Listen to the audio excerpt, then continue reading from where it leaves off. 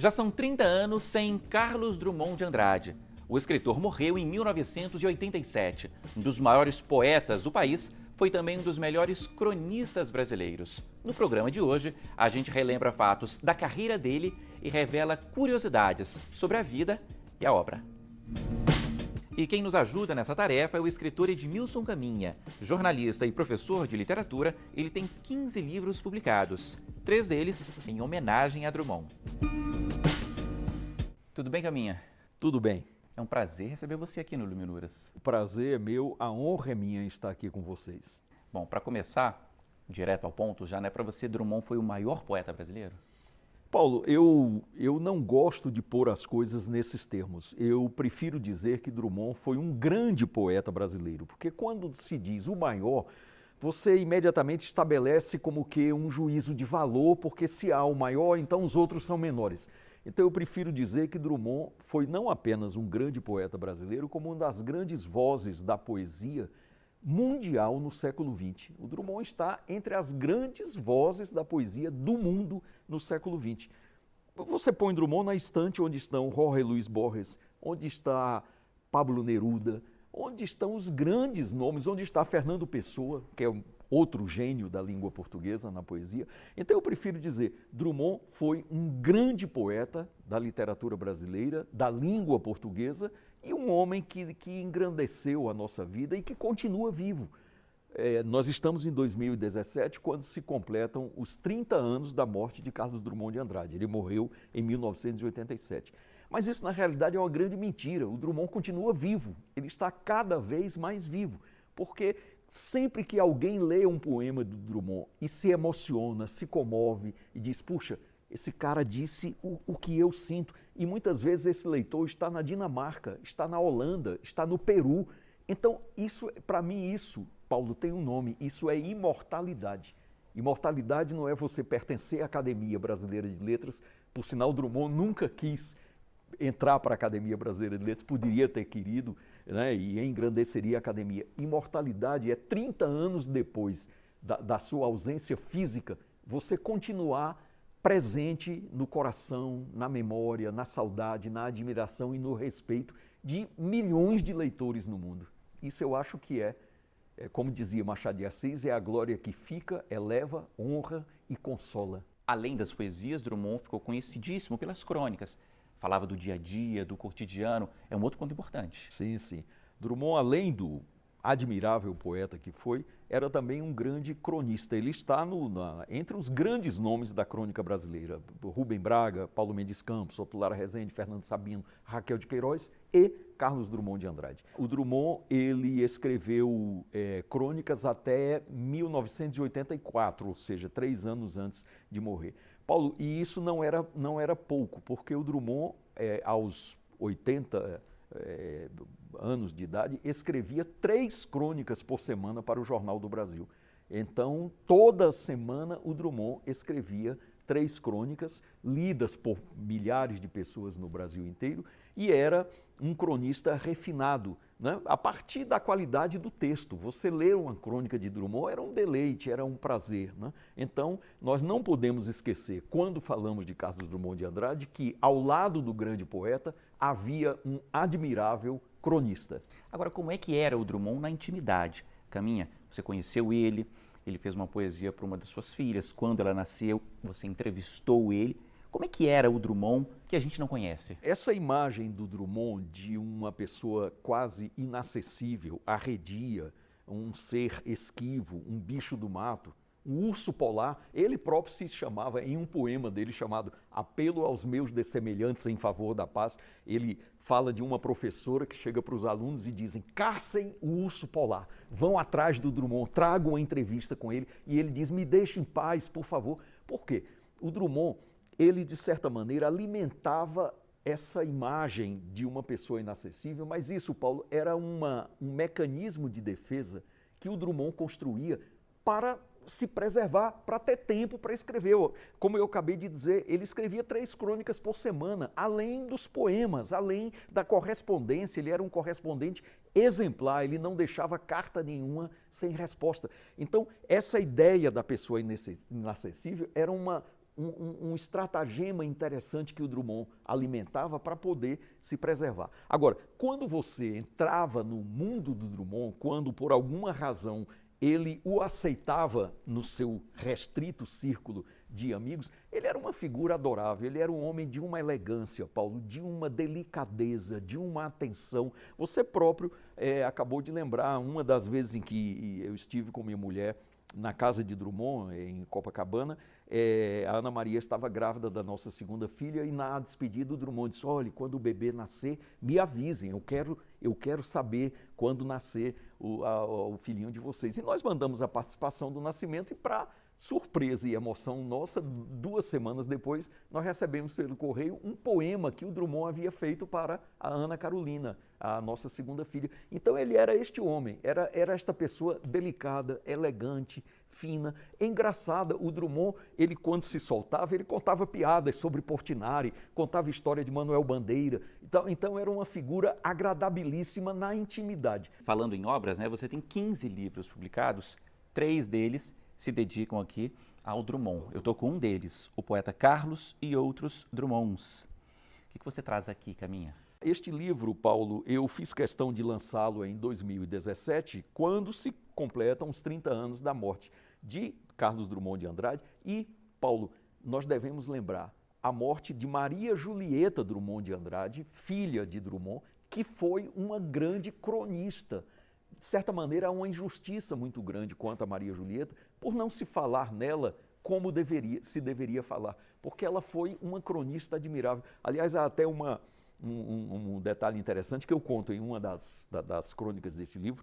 Uma vez eu estava na casa de Drummond conversando com Maria Julieta e ela era cronista do jornal O Globo. Drummond escrevia para o Jornal do Brasil e era para o Globo.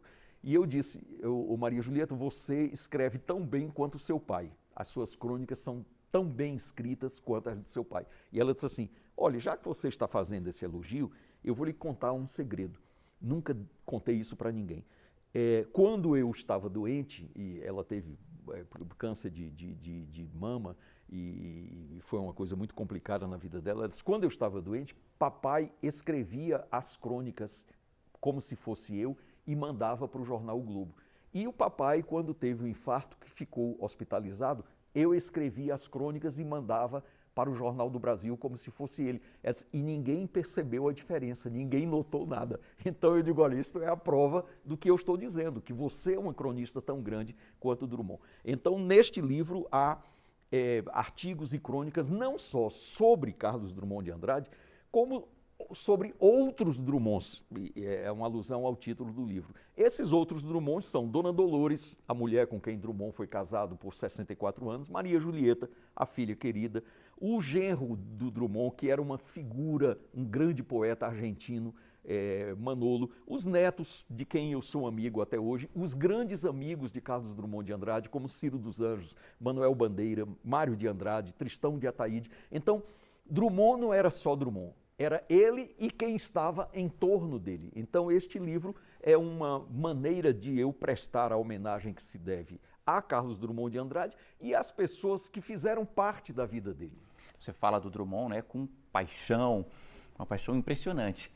O que mais te chamava a atenção na personalidade, nos escritos, nas poesias? O que te marcou? O Drummond era sobretudo um homem que fazia literatura com muita seriedade. Tudo que Drummond escrevia, ele me passava a impressão de que aquilo era feito com tanto cuidado, com tanto gosto, com tanta preocupação quanto a forma, a linguagem tinha de estar perfeita. Então eu acho que o Drummond era um grande exemplo de escritor.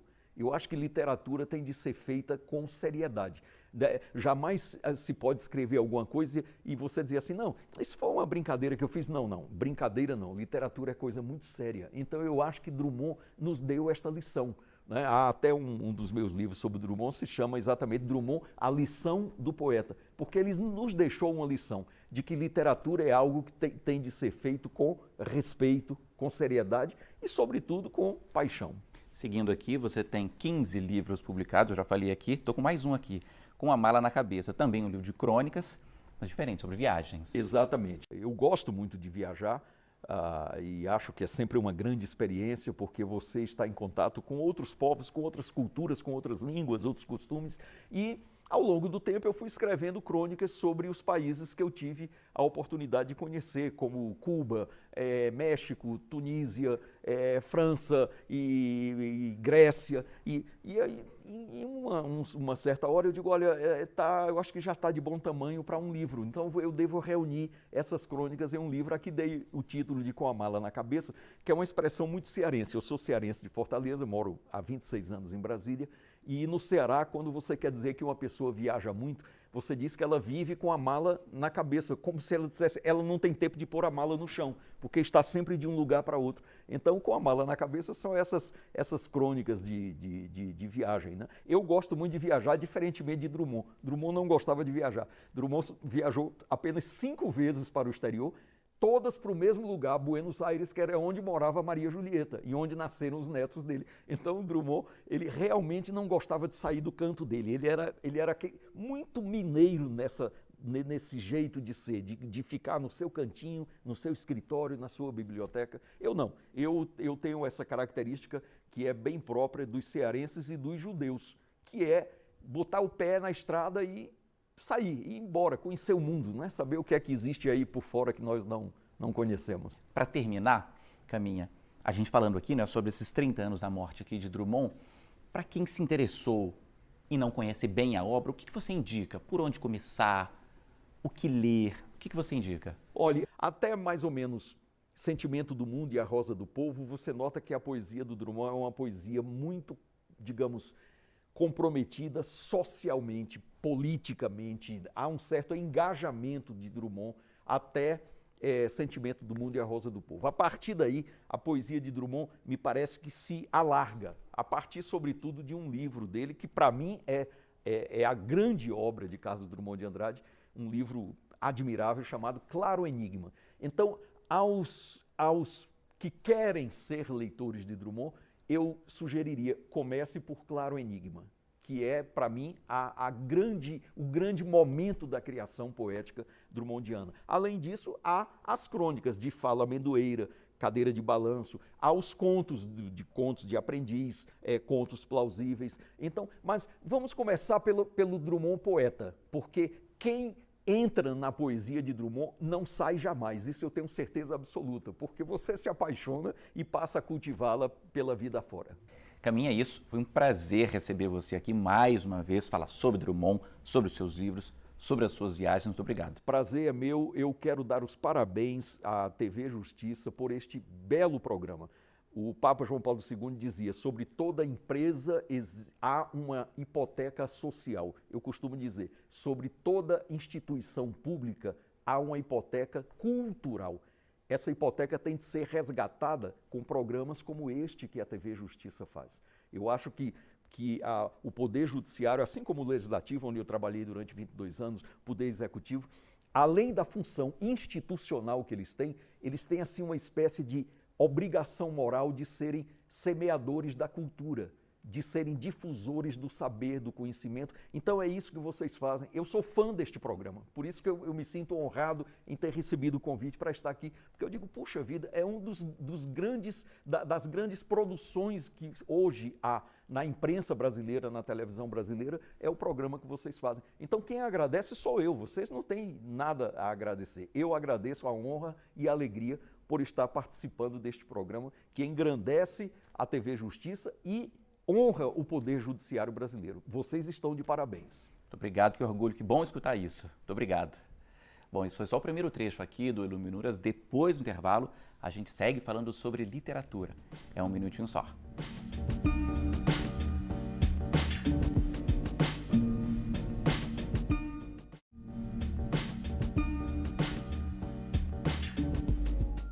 O Iluminuras já está de volta e eu converso neste segundo bloco com o advogado e professor Alessandro Panassolo aqui com a gente. Tudo bem, Alessandro? Tudo bem. Muito bem-vindo. Muito obrigado pela oportunidade de estar hoje aqui com vocês, podendo conversar um pouco sobre os temas relacionados à natureza, ao meio ambiente e o direito ambiental. Bom, você tem 10 livros publicados. Quase todos, né, têm essa junção de direito com o meio ambiente, o direito ambiental, você tem formação em direito e também em engenharia florestal, é doutorando em engenharia florestal. Mas de que forma você uniu as duas áreas, Alessandro? Como é que foi isso? A minha história com o meio ambiente surgiu lá em 2007, quando eu fui trabalhar na Secretaria Estadual de Meio Ambiente do Estado do Paraná, né, sediada em Curitiba. E conhecendo um pouco da política pública, um pouco dessa atividade relacionada à proteção, à conservação da natureza, eu me identifiquei. Até porque descobri algo que na minha vida seria algo assim transformador. E a partir de 2007 eu acabei aprofundando os meus estudos, me dedicando a pesquisar, não só na área do direito, mas também na área da engenharia. E isso proporcionou que eu pudesse também contribuir de forma singela com esses livros, com essas publicações, que são livros de caráter objetivo, de uma escrita simples, justamente para que as pessoas que não são da área do direito possam ter acesso à legislação, possam ter acesso a esses temas relacionados com o direito ambiental. Não é um livro só técnico. Não, é um livro justamente que tem como objetivo apresentar a legislação, discutir a legislação, mas de uma forma palatável para o biólogo, para o engenheiro, para o leigo, né, ter acesso, né, porque geralmente quando você fala com os técnicos, né, com engenheiros, com biólogos, com esses profissionais, eles têm muita dificuldade de entender a legislação, de aplicar a legislação e até de interpretar isso do ponto de vista prático na sua atividade profissional. Então o objetivo nosso sempre foi escrever de maneira a traduzir isso e eles poderem acessar esses conteúdos de forma simples e aplicar na atividade profissional. O livro está aqui comigo, Áreas Verdes Urbanas, à luz da nova legislação florestal, que é fruto da sua dissertação de mestrado, não é isso? Sim. O que você defendeu aqui? Eu, na companhia de dois colegas, né, a Melina Nunes e o Dr. Edson Petres, acabamos trabalhando um pouco esse tema das áreas verdes urbanas, um tema discutido mundialmente na atualidade. Dou um exemplo, os Estados Unidos hoje tem diversas pesquisas demonstrando que é melhor replantar árvores nas cidades, porque isso vai diminuir o impacto lá na saúde. Porque faz o controle da poluição, porque regula o microclima, enfim, produz vários serviços ecossistêmicos fundamentais na qualidade de vida das cidades. E nesse livro a gente trabalha um pouco a tentativa de apresentar aos municípios a importância de uma gestão ambiental eficiente. Depois trabalha um pouco os conceitos de áreas verdes urbanas, né, tanto públicos quanto privadas.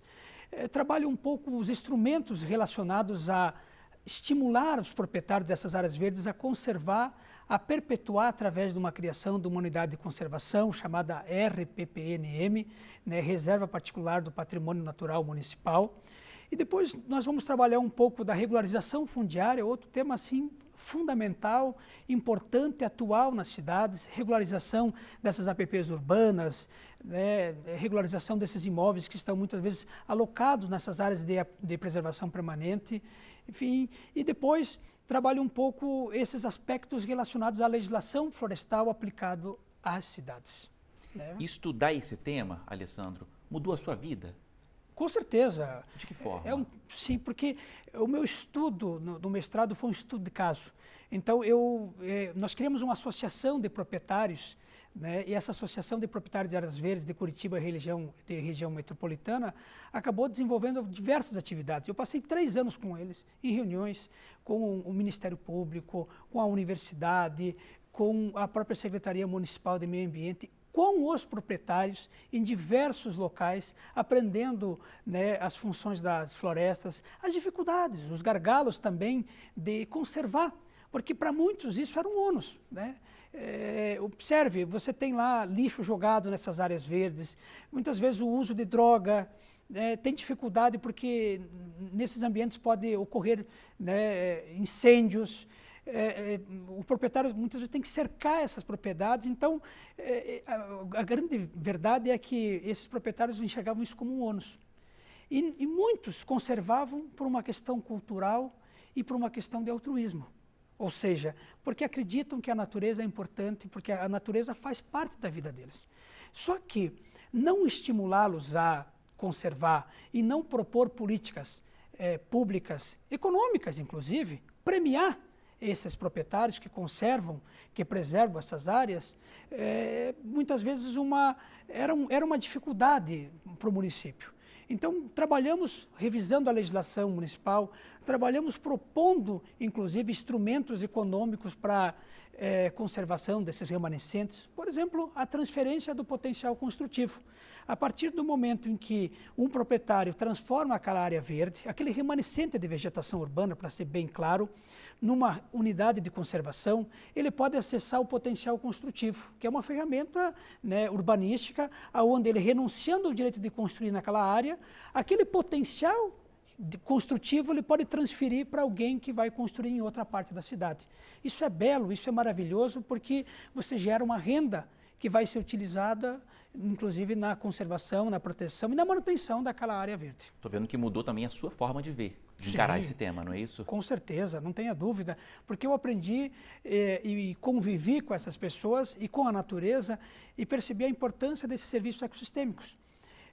Tem regiões de Curitiba, né, que quando você sai do centro cívico e vai num bairro chamado Santa Felicidade, que o clima diminui 2 graus.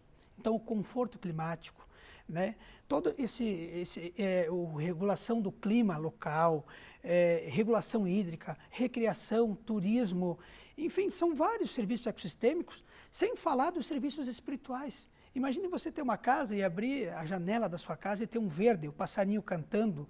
Enfim, são serviços fundamentais. O Japão tem um programa, né, tem uma atividade muito bonita. Eu fui no Japão também para estudar e tive a oportunidade de conhecer o banho de floresta, que é justamente onde as pessoas passam um tempo circulando nessas florestas, urbanas ou rurais.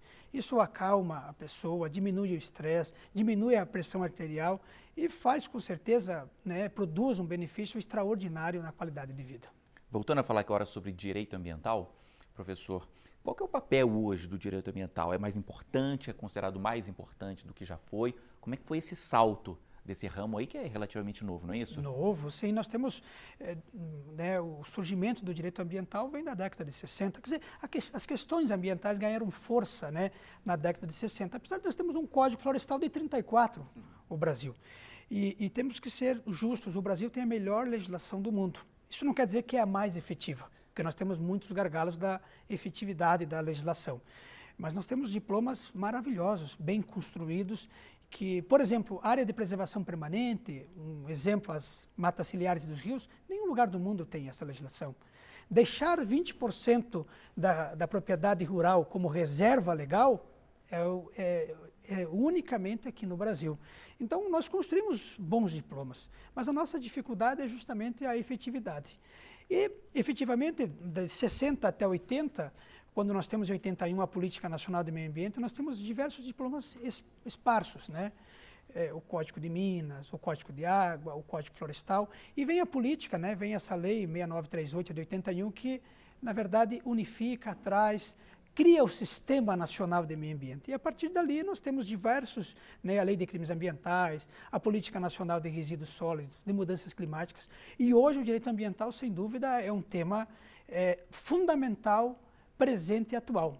Eu brinco com os meus alunos que há 20 anos atrás, quando um empresário pretendia abrir uma empresa, quem ele buscava? Um contador para fazer o contrato social. Hoje mudou isso.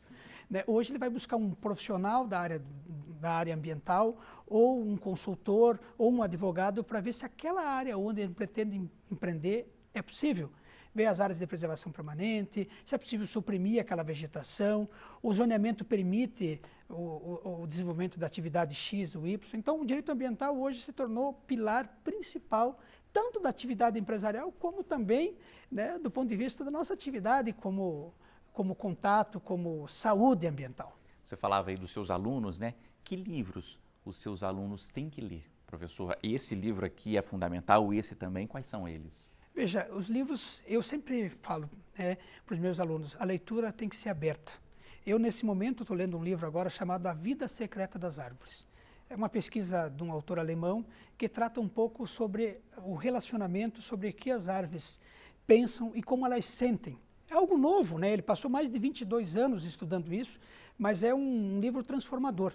Então, claro, é importante ler livros técnicos da área do direito ambiental, é importante, porque tem que ter uma base, vai buscar o fundamento, inclusive, para aplicar a legislação. Mas, por outro lado, é importante também ler esses livros de caráter multidisciplinar. para poder juntar, né, justamente o conhecimento técnico com a atividade acadêmica, filosófica, que isso é o que faz transformar a nossa vida, né? Você está lendo esse hoje. Agora você tem os seus preferidos, livros e autores preferidos? Eu não tenho, assim, livros preferidos, porque eu sou muito eclético até para a leitura. Eu gosto de ler o que me atrai, né? Tem autores portugueses, eu estou lendo agora também, por conta da minha pesquisa de doutorado, um livro de uma autora portuguesa que chama-se O Lugar do Direito na Proteção do Meio Ambiente. E os portugueses são muito fortes nisso, tem pesquisa profunda e, enfim, eu procuro ler, né, livros técnicos. Fiz recentemente uma matéria no meu doutorado relacionado a solos, então li uma série de artigos e livros relacionados à questão do solo, da formação química, física do solo, porque isso também é importante tanto para a minha pesquisa como para a minha atividade profissional. Professor, é isso. Muito obrigado. Foi um prazer te receber aqui no Iluminuras e aprender um pouco mais sobre direito e meio ambiente. Muito obrigado. Muito obrigado, eu agradeço a oportunidade. Bom, e muito obrigado também a você que nos acompanhou aqui hoje. O Iluminuras termina aqui, mas para rever este e outros programas, basta acessar tvjustiça.jus.br. Mande um e-mail para a gente também, iluminuras@stf.jus.br. E até a semana que vem. Tchau!